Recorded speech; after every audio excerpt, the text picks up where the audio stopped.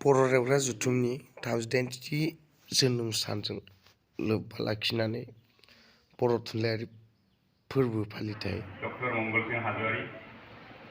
National book trust India आरो बर'ल जुथुम जथायै बानजायनाय हाबाफारिनि दिनै थामथि सान। बे थामथि सानाव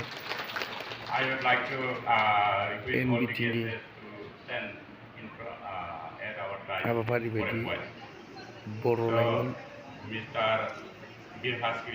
लिरगिरि बिथांमोननि सल'बाथा फरायथिनाय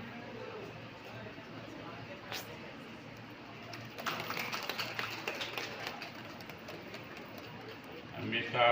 Jogot Chandra Bosumutari, Principal, Dr. Jogot Chandra Bosumutari, Principal, Salbari College, and Mr. Rajan Bosumutari.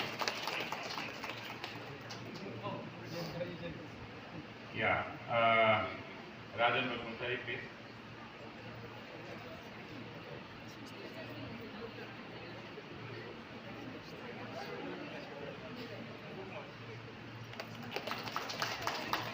And last but not least, Mr. Gamoto Bosumutari, Dr. Gamoto Bosumutari.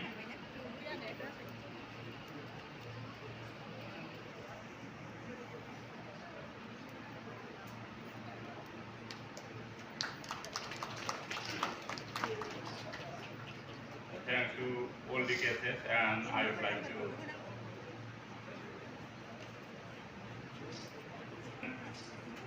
our Secretary General Secretary Ananda Ramwari, please.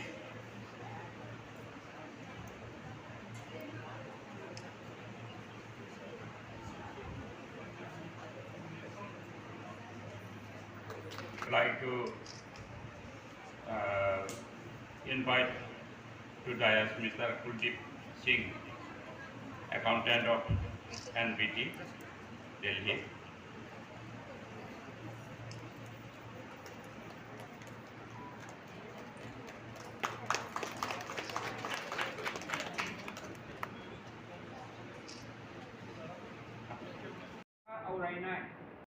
मोनसे समायना मोनसे ओंथि गोनां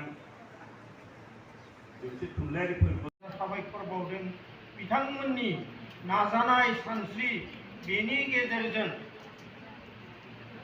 बर' थुनलाइ आफादा बर' थुनलाइयाव गोबांथार सर्स दङ, रिसर्स दङ। बे रिसर्सफोरखौ उद्घाटन खालामनायनि मोनसे बे प्रसेस जोङो नुनो मोनदों। बर' हारिया एबा बर'नि जिउआ मिथिंगाजोंनो सिथाबबोनाय बा मिथिंगाजोंनो नांथाबबोनानै दङ। आरो बे मिथिंगाजों थानाय जाथिया मिथिंगानि नुथायफोरखौनो गावबा गावनि गोसोनि साननायखौ गोथाव मोदोमफ्रुलायनाय संनानै थियारि खालामना खुरना होनायसै। गावरेमाया गावनि आखाइ आथिंखौ सुस्राना फिसाज्लाखौ सैनाय नङा नाथार मैथार खालामबाय साननानै बियो गामिनि देरफुनाय गथ'फोरा बोराय बुरैनि न'आव बेलासि आरो जिरायफानानै सुंद'यै बिलाइहरनाय बाथ्राखौ लानानै एसे सावरायलायनोसै। गंसे नोगोराव सावगारि बोनायनि सोलायै मोजां मिथिंगायारि जायगा संनानै दावबायनो थांनायसै। थिंगासे देरबासे माइ आरो बाख्रि बुंफा बुंफा थाइसे जोमनानै आगर मोना जाबायनो अजा गैया बेजा गैया। मोनसे बाथ्रा बुंबावोमोन हराव नोंथाङा बे गेटथिंगा दाउफोरा हानाय साबनानै दायनानै नुयोनो।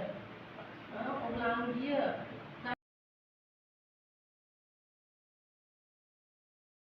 सामलायनो मोननानै गोजोननाय मोनदों।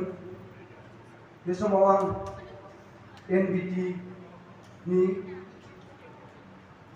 बिथांमोननो गोरबोनि साबायखर होयो आरो बर'ल जुथुमनि मानगोनां सारमोननोबो बे एसेबां गेदेर हाबाफारियाव आंखौ दैदेनगिरि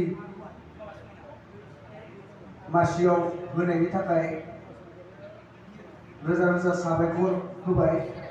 दिनैनि बे हाबाफारिखौ सामलायलांनो आं आखायाव लाबाय। दा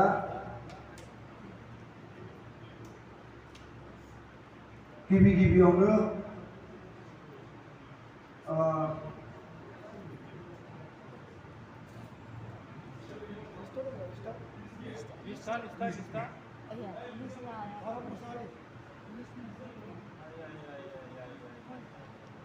मासिगिरिनो लिस्टखौ होनांगौ।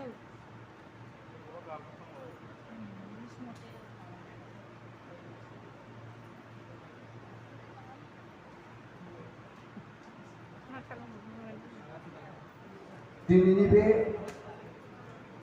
थामथि खोन्दो बर' लाइमोन लिरगिरि सल'बाथा आवरायनाय हाबाफारियाव गिबियावनो भारत मोसाहारि बिथांखौ गावनि बेसेन गोसा लिरनानै लाबोनाय सल'बाथाखौ फरायथिफिननो थाखाय खावलायहरबाय।